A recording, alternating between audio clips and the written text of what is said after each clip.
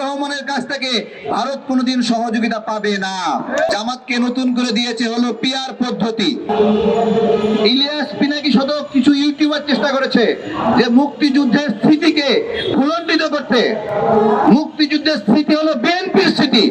মাহতাদা সুজা সেন আমাদের সন্তান, ভারতের সন্তান না।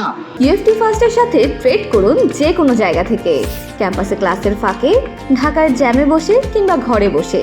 ট্রেডিং এখন হাতের মুঠোয়, তাই ট্রেড করুন যখন খুশি, যেখানে খুশি।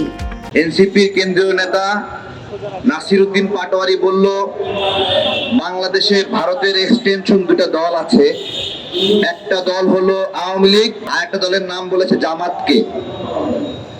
জামাতে ইসলাম নাসিরউদ্দিন পাটোয়ারির এই বক্তব্যের কোনো প্রতিবাদ করলো না। কেন প্রতিবাদ করলো না? তারা কি স্বীকার করে দিচ্ছে যে তারা ভারতের এক্সটেনশন? এই প্রতিবাদ না করার একটা কারণ রয়েছে।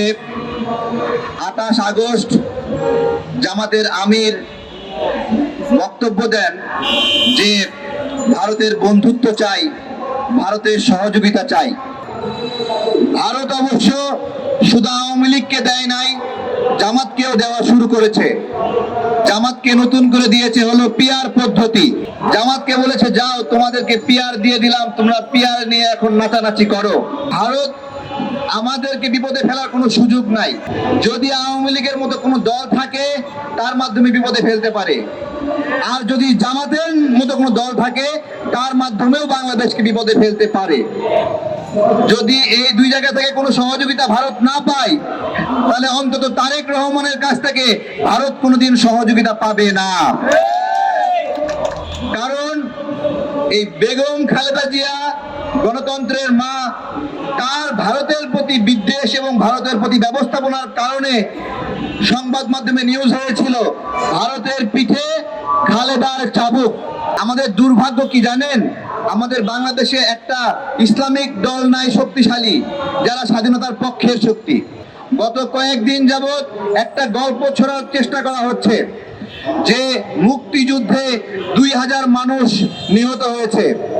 আমি পিনাকি ভট্টাচার্য দাদাকে বলছি, আপনি তো আলোচনা এমন এক জায়গায় নিয়ে যাবেন যে মুক্তিযুদ্ধ নামে কোনো যুদ্ধই বাংলাদেশে হয় নাই। কারণ লক্ষ লক্ষ শহীদের সংখ্যা নামিয়ে 2000-এ নামিয়ে নিয়ে এসেছেন। 10 বছর পরে বলবেন বাংলাদেশে কোনো যুদ্ধই হয়েছিল না। আরো বলবেন যে জামাত মুক্তিযুদ্ধের সপক্ষের দল, আর বলবেন গোলাম আজম বাংলাদেশের একজন বীরশ্রেষ্ঠ। এইরকম একটা তৎপরতা।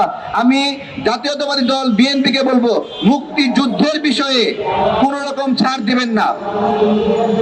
ইলিয়াস পিনাকি সহ কিছু ইউটিউবার চেষ্টা করেছে যে মুক্তিযুদ্ধের স্মৃতিকে ভুলণ্ডিত করতে। মুক্তিযুদ্ধের স্মৃতি হলো বিএনপির স্মৃতি। আওয়ামী লীগ সেখানে হাল ছাড়ে দিয়ে চলে গিয়েছিল, তখন হাল ধরেছে শহীদ প্রেসিডেন্ট জিয়াউর রহমান।